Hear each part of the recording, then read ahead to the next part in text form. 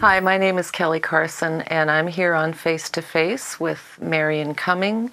We're here to discuss the current deer issue in the CRD. So where do we go from here, Marion?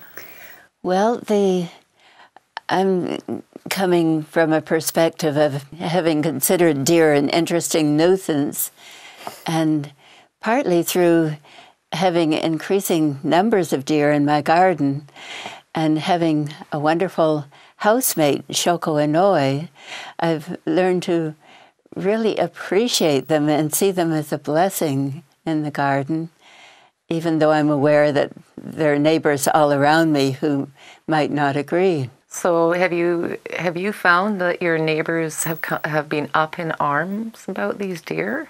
No close neighbors that I'm aware of, but certainly there are even friends who feel quite differently on the issue. And I think gradually, as they and the general public become aware of the choices and how cruel a cull is as it's put forward by the CRD, then we'll realize that there's a humane alternative that we can settle for and still decrease the numbers of deer.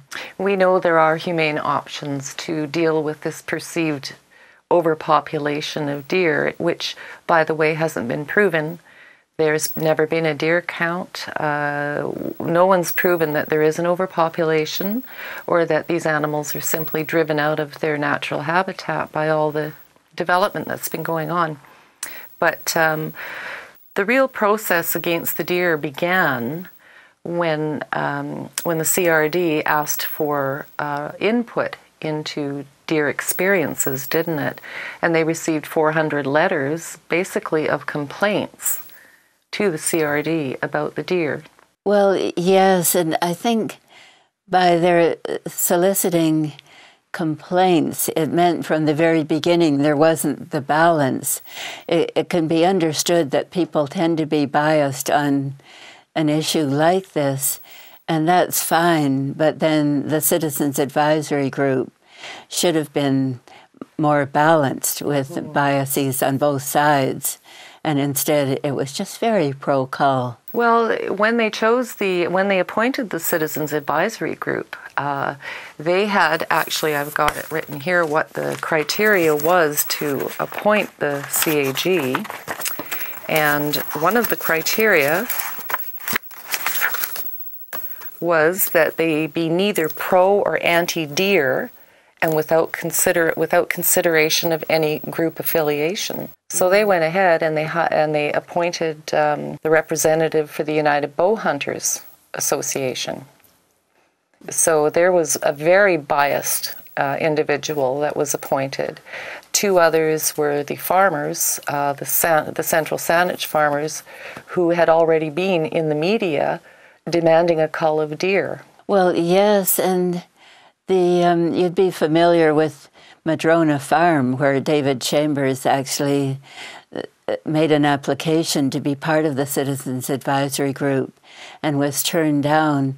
And that would have been a very good example of balance, because I think it was 13 acres that he fenced in, and he provides forage for the deer near a source of water, so the deer are not tempted to go where they're not wanted. That's right. He manages what he calls a herd of deer out there, and they have no issues with them because they use the fencing, the lure crops, and the deer are given a place to live. So, but no, you're right. He didn't end up on the Citizens Advisory Group. It was the ones that were already rattling their sabers for a cull. So the other members of the group may have been unbiased. Most of them seemed to be, but as the process continued, it was 14 meetings over 4 months. And I'd forgotten how many. As the process continued, you could see more and more of a cull bias in the individuals, except for two who were becoming extremely frustrated when they asked for more current research.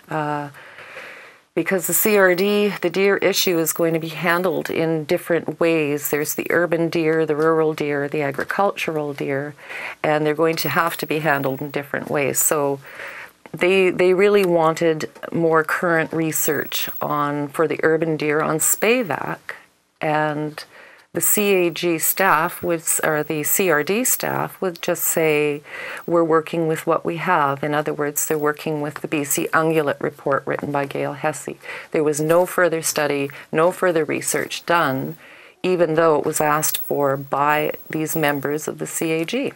They became so frustrated, they resigned about halfway through the process. Yes, I recall that occurring, and then it was predictable that the final report would be remarkably similar to one that came out just a short, 2 or 5 years before? Because they had virtually the same consultants and experts, and it seemed to me it was a expenditure of about $40,000 of taxpayers' money. Well, the Culling, it was a terribly biased committee, and their recommendations were very predictable, because anyone who had read the Gail Hesse's report would have seen that it was pro-cull. And so every committee in the province that uses her report basically has the same old research. Their results are going to be predictable. What we need to see are deer committees that are empowered to research in their own areas what's going to work for them. The CRD has taken this leadership role, and they're taking the CAG report out and the recommendations to our municipalities.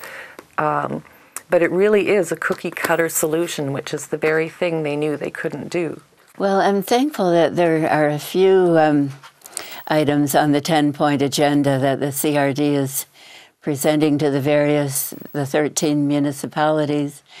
And the one is we agree with them pretty much on fencing, although we'd put more of an emphasis on wildlife corridors than has occurred with the CRD, incorporating corridors rather than fencing out deer to the point where there's nowhere to go except possibly into traffic. Another point of agreement is basically the more up-to-date signage along roads and highways, and also in areas where there are deer crossings to make sure that speed limits are appropriate and also enforced. There are so many other ways to handle the so-called deer issue. Now, one thing we also need to bring up is the reasons for the cull, not simply the letters that came out that were sent to the CRD, but the reasons that people want the deer dead are absolutely mystifying. They're claiming that one day a child is going to be killed, and that these animals are aggressive, and they're on the roads. One day someone's going to be killed in a car. All their claims have yet to happen, and I've been in this province all my life. I haven't heard any of this before, but I was very, very pleased to hear Sarah Dubois when she was interviewed recently. She made a very good point. She said that raccoons and dogs and cats are hit by cars regularly, and no one's looking to cull them. So, and the comment has been made that more dogs kill people, and yet we're not about to cull the dog. So it's mystifying why this particular species is being targeted in this way. There is a fear for children, and one of the Oak Bay councillors at a meeting we attended that commented that a deer could kill a child.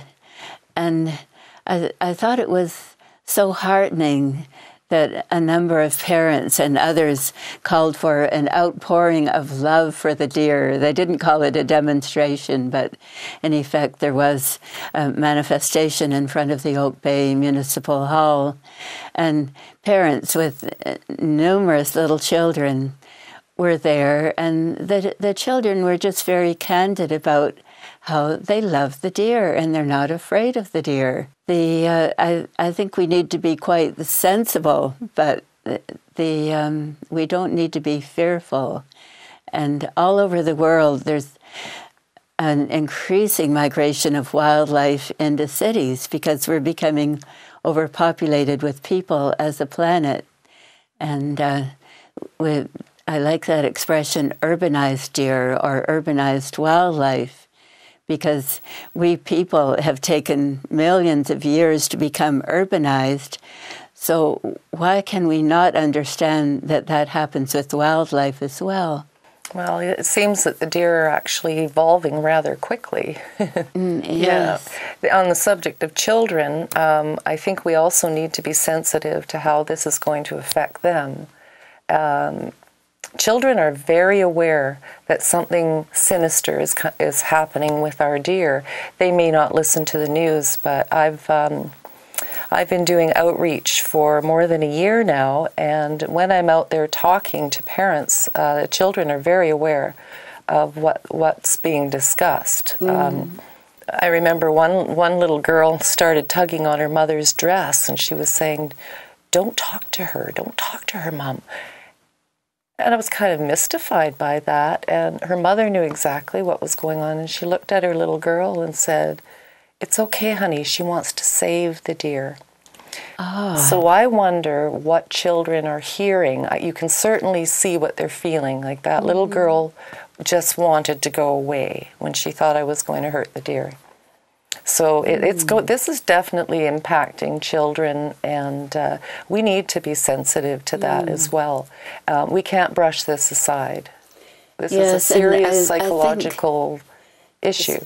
Speaking of brushing aside, it's interesting that the CRD has used the term the capture and euthanize, which is a way of taking a soft brush and just hiding or attempting to conceal what actually goes on in the form of cruelty to animals.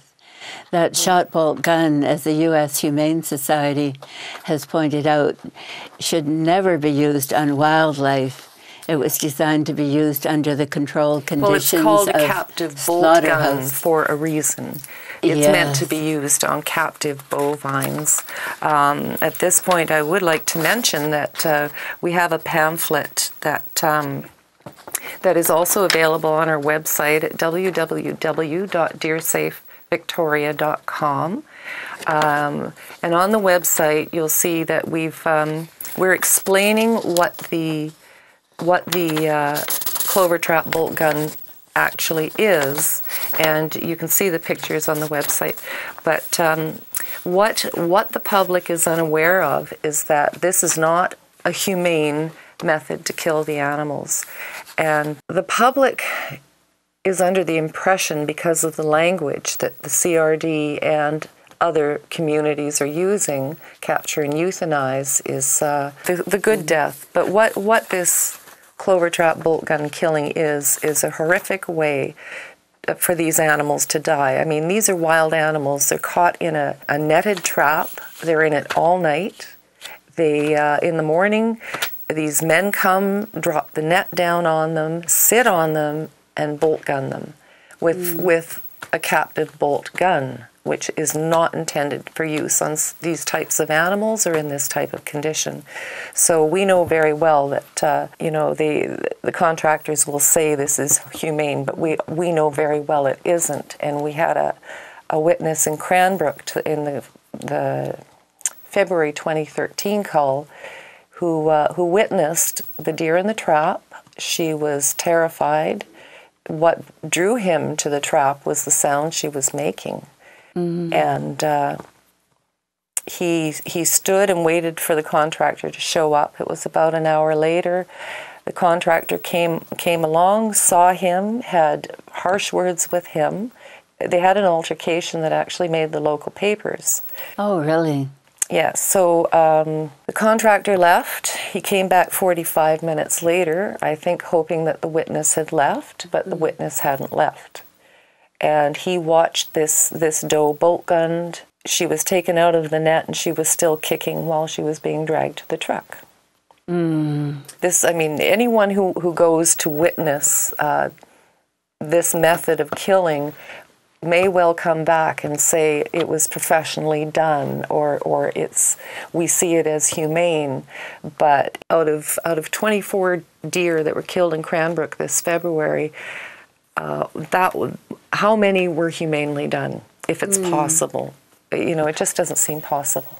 And I think you mentioned in the culls there are a number of fawns and deer that are not being bothersome in any way. And in one situation, there was a problem buck, and he never was captured. In Cranbrook, yeah. So, in Cranbrook. The traps are indiscriminate, and apparently so are the contractors, because in Cranbrook or Kimberley, I think it was mostly Cranbrook, they were the first to cull. It was found that they were targeting the what they call mule deer out there. We have black-tailed deer, but they were also trapping and killing white-tailed deer, which aren't the problem, and fawns and pregnant does. So this is just indiscriminate slaughter, and there's no way that this can ever be humane. I thought it was interesting that a butcher was engaged to participate in one of the culls, and he subsequently called it barbaric. And I thought, for someone who's accustomed to killing animals in a slaughterhouse, it must be very revealing that he would consider this intolerable. One thing we are doing as DeerSafe is we're letting the CRD know that there's opposition to the deer cull.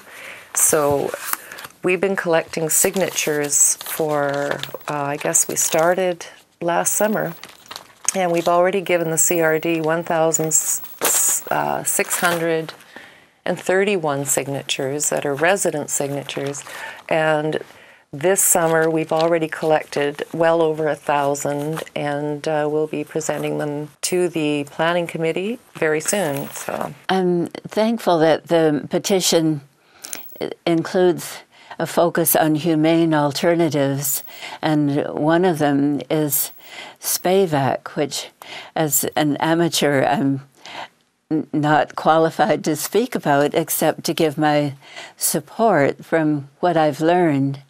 And I think it's just so encouraging to realize that if there is an acknowledgement that the deer have been growing in numbers in many of our urban areas. I've certainly seen it in my own neighborhood and garden.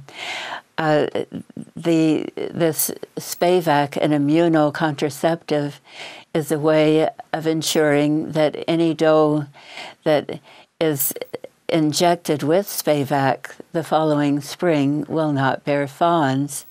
And not only that, but it's meant to be effective for what is likely the rest of its life in an urban context, 5 or 6 years normally. That's right. And even though the clover traps need to be used for the Spayvac program, the deer don't spend near the time in those traps. They're monitored. If a buck goes in, he's released. From my understanding is that it's a shot that they get an inoculation, and they're tagged and collared.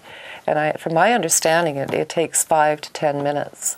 So she's released as soon as possible. So there's, it's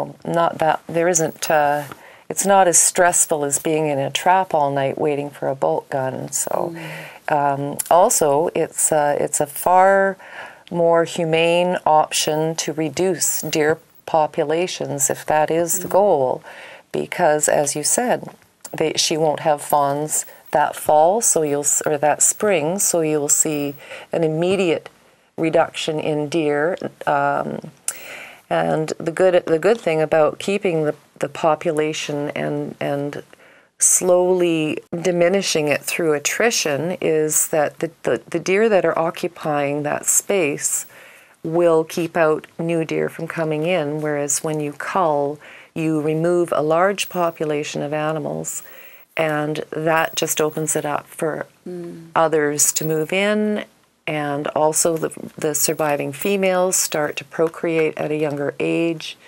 So that hole is actually filled very quickly. And what they found in Kimberley, where they actually killed 99 deer that winter before last, within 3 months their deer population had increased. So it's definitely not a solution. Helena, Montana, where this clover trap technology came from, cull annually. So when you consider that the last cull in Cranbrook was $625 per year, they want to keep doing that every year. That's a lot of money to the taxpayers annually, whereas SPAVAC is implemented. It might be a little more per deer, but it doesn't need to be done time and time again. Well, yes, I understand if you carry it through the years, then it actually could pan out to be a lower cost? Absolutely, because you're not doing this, the expensive part will be the clover trapping, the inoculating, and you're not doing it annually because this inoculation the antibody stays in the doe's body for years. Well, where SPAVAC in Canada is considered still an experimental project, it's ironic that it was developed at Dalhousie University over 20 years ago and is more acceptable in the U.S. than in Canada. But one advantage of calling it an experimental project is that I think in Oak Bay, if it can be applied, we could be a model for the world. The deer could be collared, and that way the does could be tracked over the years, assuming the batteries are kept live or however the collars work. And it would be very interesting to be able to track the deer behavior and movement. Well, there's that, and then we'd finally have that deer count that needs to be done. Exactly, yes. Yeah. So we have a website. We're at www.DeerSafeVictoria.com. Oh, and Kelly, you were mentioning how in Kimberley, after the failure of their culling 99 deer, and 3 months later, as you say, the population was shown to have grown, that then they decided that they would take a humane route on an experimental basis? Yeah, clearly the culling wasn't going to work in Kimberley or any community. I guess they have to find out for themselves. But Kimberley decided that they wanted to try hazing, which is using herding dogs in controlled situations. The BC government flat out said no, that hazing was not a possibility, that they banned it. They said it hadn't been tested, which is absolute nonsense because the federal government uses it in Waterton National Park in Alberta, and it's used successfully there every year. So they turned Kimberley down twice for a hazing permit and allowed them to have a trial permit in May. The hazing trial went very well. There were municipal councillors, committee people, and a cinematographer out there filming it. And apparently it went flawlessly because these dogs know what they're doing. They're not frightening the deer, they're suggesting. And my understanding is that it needs to be continued over time because otherwise the deer will migrate back. Of course, you can't just do it once. No, the deer will keep coming back, and you just bring the dogs back out and send them on their way until they realize that that's not a comfortable place to be. I'm not sure. I don't know that much about hazing or how long it takes, but I know they do it annually in Waterton, but they're also hazing elk and other species. So it's a different situation out there. But it will work in Kimberley. They again have a different situation than we have on the island. But there are so many alternatives that are humane that we don't need to be culling. Yes, speaking of humane, I was fascinated. I have some neighbors about a block away who discovered something very simple. They're keen gardeners with a beautiful garden, and the deer had been leaping over into their garden and munching away, and the wife particularly was furious. And I think for 3 years now, they've been using what's called lay-down fencing. We're familiar with how cattle will avoid walking on certain surfaces, but I hadn't known that about deer until I saw these panels of simple lay-down fencing. They're just laid down on the grass boulevard outside these rose bushes that form a main part of the sort of low hedge along the front of their garden.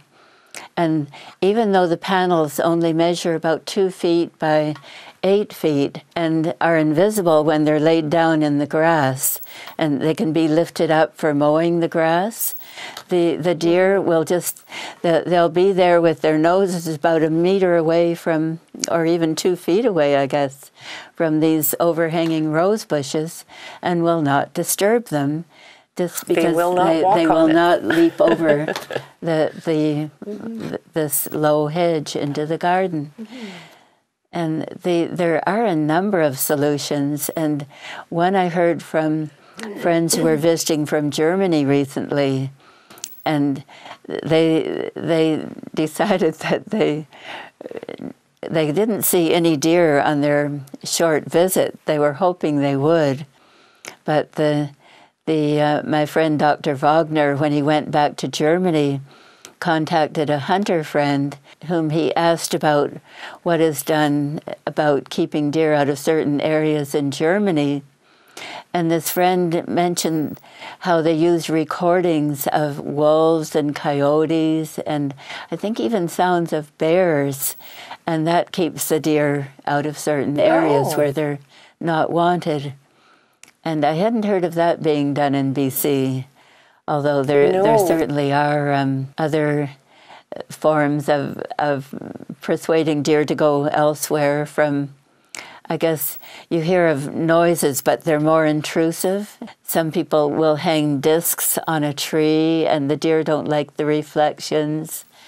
Or deer whistles on cars. That's another one for highways. They're very little. They're just little units that you slip on the grill, and as you're traveling, the air goes through them, and only deer can hear them.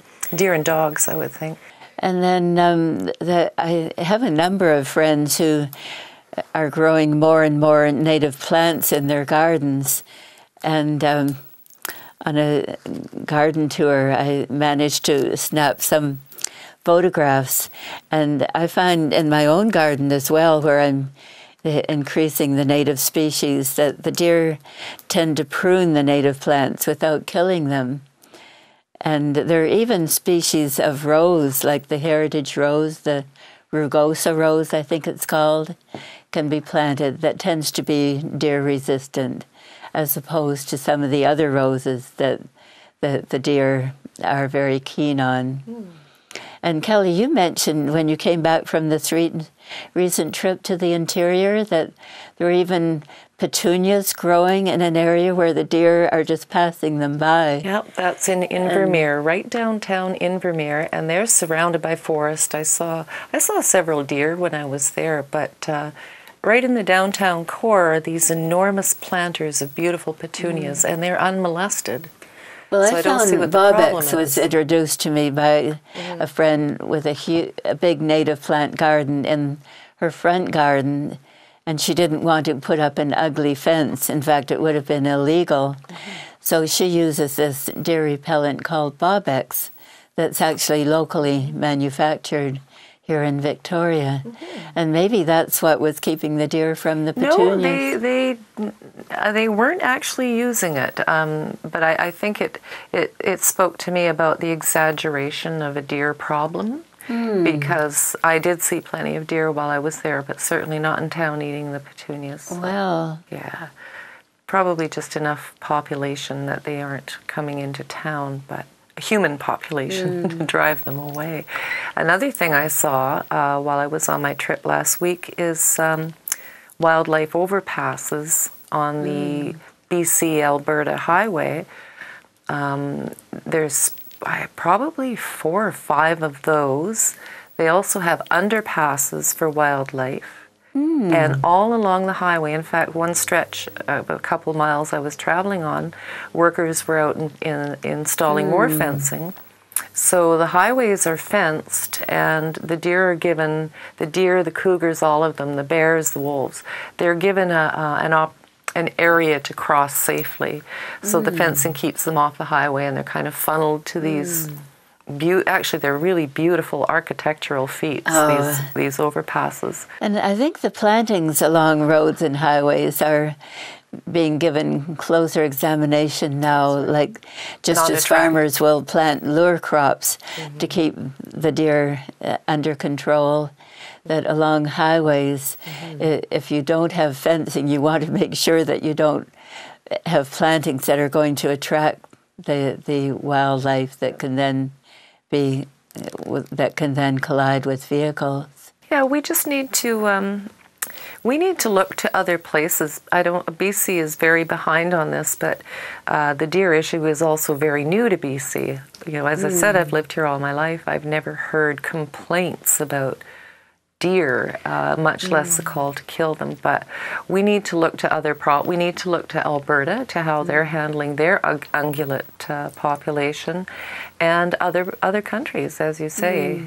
You know how they handle And handle I it think in Germany. if people realize that deer on the island here have plummeted, that in 1968 the BC government estimated about 300,000 native deer, the black-tailed deer on the island, and now it's a high of 65,000 and a low of 45,000.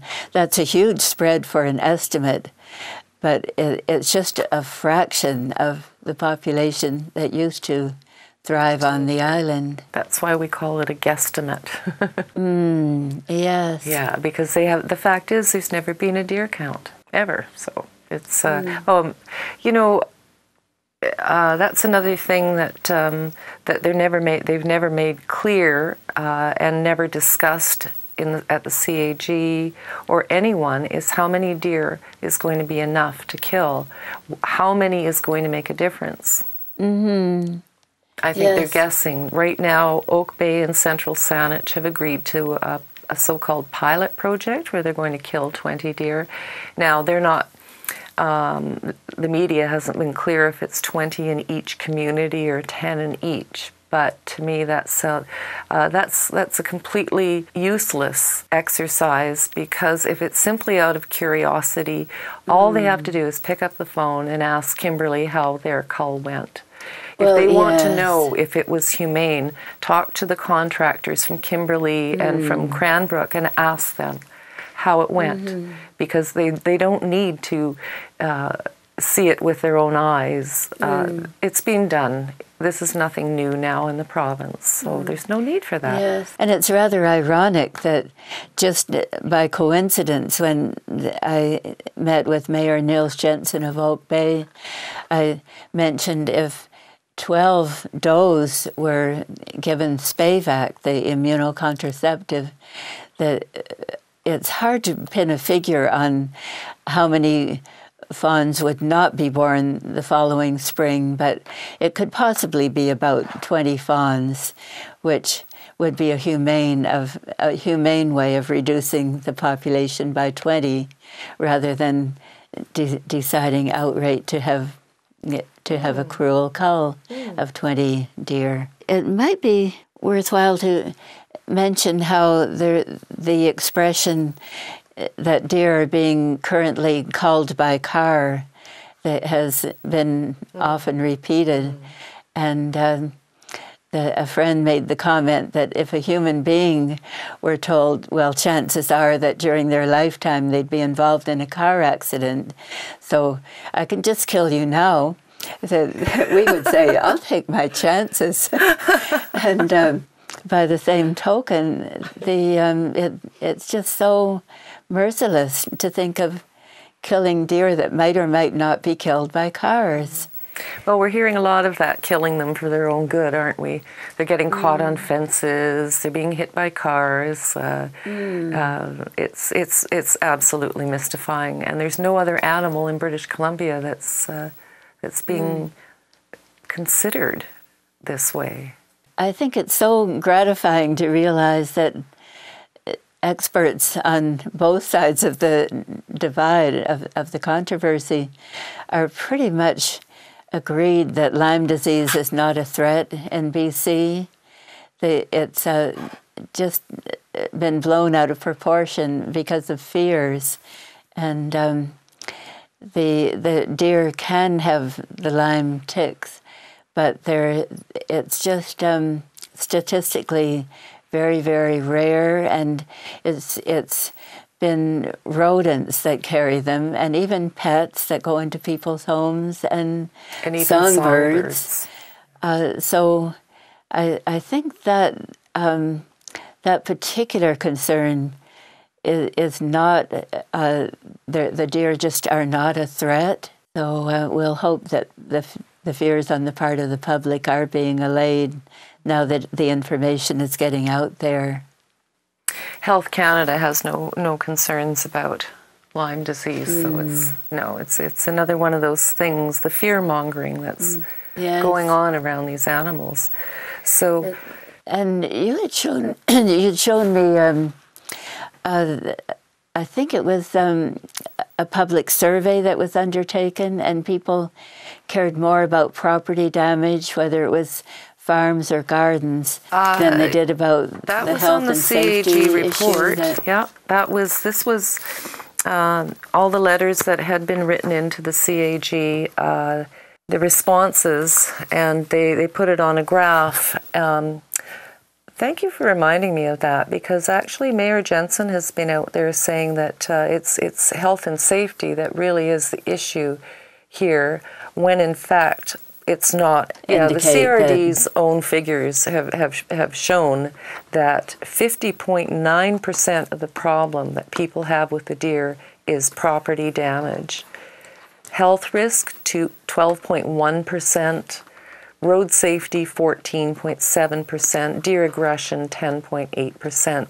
So clearly the biggest issue really is property damage, and most of those will be gardens. I've read most of those 400 letters, and that's the issue. So it's not about health or safety. Yes, and that fear of the deer seems to be a major component of fear of aggression, and at times it's natural that does will protect their fawns, and that we should be practical during rutting season, where the